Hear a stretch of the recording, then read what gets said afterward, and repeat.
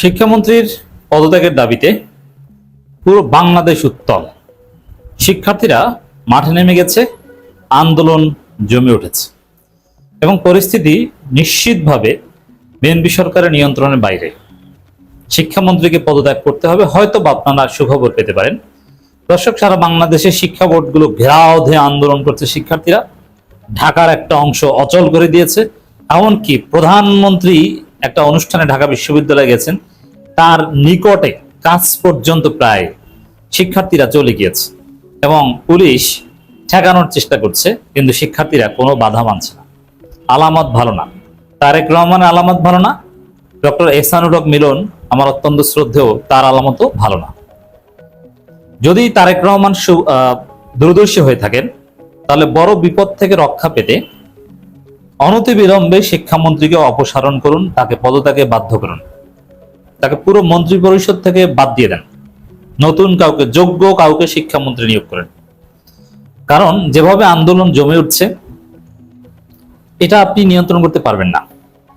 Just imagine, আমার তরুণ শিক্ষার্থীরা পুরো বাংলাদেশে আন্দোলন করছে, তারা ঢাকা অচল করে দিয়েছে, প্রধানমন্ত্রীর কাছাকাছি চলে গেছে, পুলিশকে তুইতাতারি করছে, কেউ নিয়ন্ত্রণ করতে পারছে না।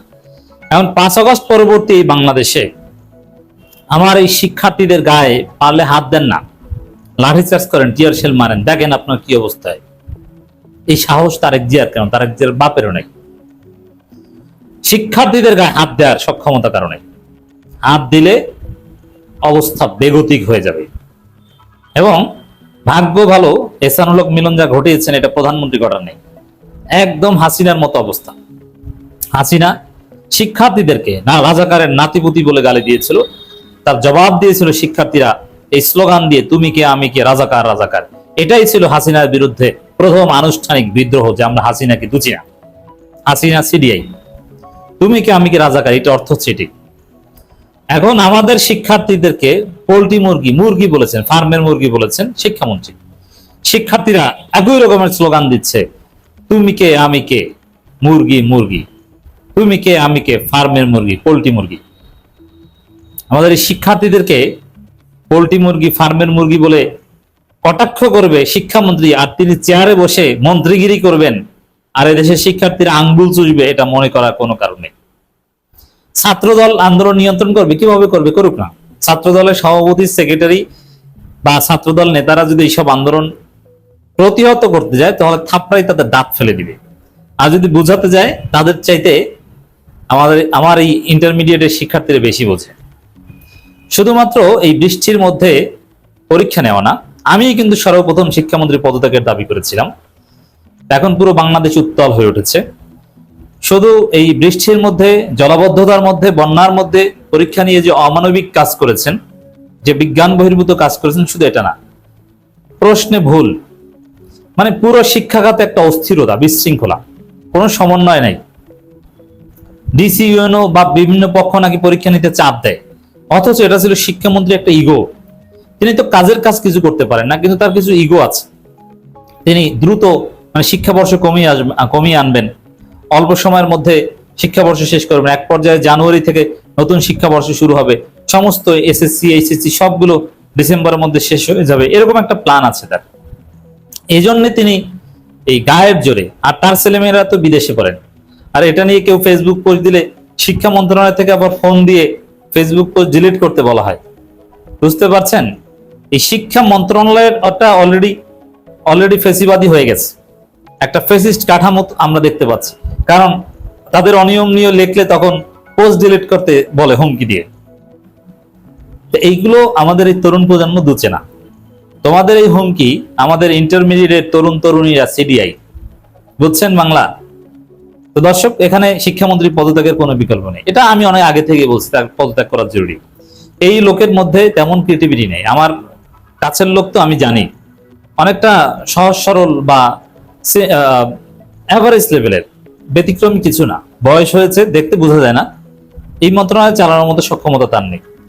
তো দর্শক, আমার মনে হয় যেভাবে শিক্ষার্থীরা অনর অবস্থানে গিয়েছেন, আর সবচেয়ে বড় বিষয় হচ্ছে এখানে ক্ষমা চাইলেও মনে হয় কাজ হবে না। কারণ পোল্ট্রি মুরগি টুরগি যা বলে ফেলেছেন, তারেক রহমান নিজে বাঁচতে এহসানুল হক মিলনকে সরিয়ে দিতে পারেন, সম্ভাবনা আছে এবং সরিয়ে দেওয়া উচিত। আমরা সে আহ্বান জানাই যে শিক্ষামন্ত্রীকে সরিয়ে দেন।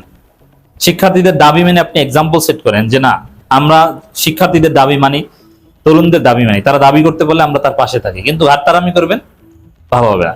অবশ্য ক্ষতি বিএনপির হবেই, কারণ দাবি মানলেও এটা বিএনপির জন্য একটা দুর্বলতা যে পোলাপান রাস্তায় নামলেই পদত্যাগ করতে হয়। এত ভয় নিয়ে কি দেশ চালানো যায়? আপনি উল্টাপাল্টা করবেন, দেশ চালাবেন কিভাবে? আরেকটা বিষয় স্পষ্ট যে বিএনপিকে জনগণ ম্যান্ডেট দিয়েছে, তারা ক্ষমতা এসেছে, ভেরি গুড, কিন্তু আমাদের তরুণ প্রজন্ম কোনো নির্দিষ্ট দলকে দুচে না। তারা বিএনপি হোক, জামাত হোক আর আওয়ামী লীগ উল্টাপাল্টা কিছু করলে তাকে কোনো ছাড় নেই। এনসিপি হোক, যেই হোক, উল্টাপাল্টা করলে কোনো ছাড় নেই।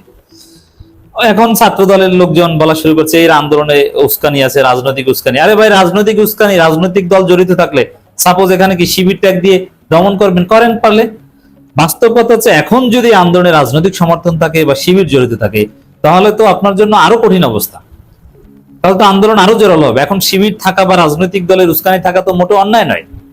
এখানে পদত্যাগের দাবি রাজনৈতিক দল করতে পারে, ছাত্র সংগঠনগুলো করতেই পারে। আমি তো ওপেনলি করেছি, এখন তরুণ করছে, পুরো বাংলাদেশ করছে, শিক্ষার্থী অভিভাবকরা এখানে শিক্ষামন্ত্রী পদত্যাগ দাবি করছেন। প্রধানমন্ত্রী অনুষ্ঠান স্থলের পাশে আন্দোলনরত এইচএসসি পরীক্ষার্থীরা, এবং আমরা ডেইলি ক্যাম্পাসের ভিডিওতে দেখছি সরাসরি তারেক রহমানের প্রোগ্রামে এইচএসসি পরীক্ষার্থীরা পুলিশের সাথে ধস্তাধস্তি, পুলিশ দড়ি দিয়ে ব্যারিকেড দিয়ে নানানভাবে ফেরানোর চেষ্টা করছে, কিন্তু পুলিশকে তুই তাকারি করে ধাক্কা টাকা দিয়ে আমাদের বাচ্চারা চলে যাচ্ছে। এই প্রজন্মকে আপনি কোনোভাবে থামাতে পারবেন না। এই প্রজন্মের যৌক্তিক দাবি মেনে নেওয়া ছাড়া আপনার সামনে আর কোনো উপায় নেই। সব দড়ি দিয়ে ধস্তাধস্তি করে কোনো লাভ নাই। আপনি বলেন যত তাড়াতাড়ি বলেন যে শিক্ষামন্ত্রীকে আমরা সরাবো, এটা যত তাড়াতাড়ি বলবেন তত তাড়াতাড়ি আপনি নির্বিঘ্নে দেশ চালাতে পারবেন, নইলে সামনে বিপদ আছে। আল্লাহ না করুক আওয়ামী লীগ কিন্তু যে কোনো আন্দোলনের মধ্যে সুযোগ নেবে। এখন আওয়ামী লীগ এইসব আন্দোলনের মধ্যে ঢুকে যদি কোনো একজন শিক্ষার্থীকে হত্যা করে দেয়, আল্লাহ না করুক, বা আওয়ামী কোনো পুলিশ, যেহেতু পুলিশের মধ্যে আওয়ামী লীগ আছে, একটা অঘটন ঘটায়, গুলি টুলি বা টিয়ার সেলে এসে মেরে ফেলে, তাহলে কি মনে করেন তারেক রহমানের চেয়ার থাকবে? প্রধানমন্ত্রী তো থাকবে? এটা জুলাই আগস্ট পরবর্তী বাংলাদেশ, এটা হাসিনার ফেসিবাদী আমল নয়। দর্শক, বাংলাদেশি স্টুডেন্টদের ফার্মের মুরগি বলা এটা ক্ষমার অযোগ্য। এটার শাস্তি একটাই, শিক্ষামন্ত্রীকে পদত্যাগ করতে হবে। শিক্ষার্থীরা ফুঁসে উঠেছেন। আর ধরুন এটা হাসিনা আমলে এটা দহরব হয়ে গেছে, এইসব কথা বলে কেউ টিকতে পারবে না। বিভিন্ন শিক্ষা বোর্ড ঘেরাওয়ের খবর পাচ্ছি, চট্টগ্রামের, রাজশাহী, আরো বিভিন্ন জায়গায় আন্দোলন আরো তীব্র হচ্ছে। সায়েন্স ল্যাব অবরুদ্ধ করে শিক্ষার্থীরা আন্দোলন করছে এবং পুরো ঢাকার শহরের একটা অংশের যোগাযোগ একদম বিচ্ছিন্ন হয়ে গেছে এবং ঐতিহাসিক সেই জুলাই আন্দোলনের সাথে একটা মিল খুঁজে পাচ্ছি।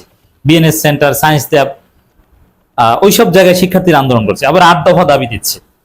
তো এতে পরিস্থিতি যেদিকে যাচ্ছে তাতে সমাধান একটাই, যত তাড়াতাড়ি সম্ভব, অ্যাজ সুন অ্যাজ পসিবল শিক্ষামন্ত্রীকে পদত্যাগ করতে হবে। প্রধানমন্ত্রীকে শিক্ষামন্ত্রীকে বলতে হবে যে শিক্ষামন্ত্রী আপনি পদত্যাগ করেন।